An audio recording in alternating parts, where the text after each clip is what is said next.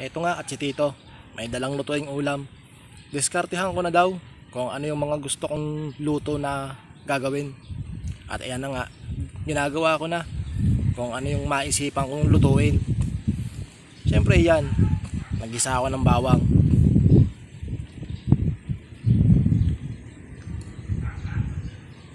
Susunod ko na rin yung mga manok na yan, mga leg-leg kasi yan dala niya. At yan, sasangkot siya ko muna para humalo ang lasa ng bawang. Then after nyan, tatakpan ko rin yan. Mga 3 minuto siguro kung tatakpan yan para lumambot. At yung aroma sumama sa manok. Marami-rami rin yan leg na yan, 1 kilo yan. Nabili niya sa halagang 120. Alam naman natin, pagka Pinoy, sa adobo tayo magaling. Kahit na hindi gaanong masahog, basta sakto ang lasa, panama na yan. Totoo lang, maraming manok dito sa amin.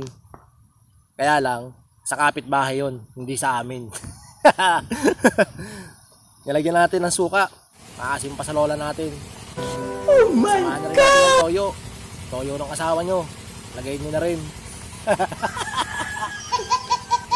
O diba, masarap talaga ang adobo. Kaya lang, di ko nalalagyan ng sili yan kasi bawal sa bata. Takpan natin, abutan 30 minutes. At yan, malapot na yan. Siyempre kailangan nating malapot-lapot ang sabaw para lalong masarap, diba?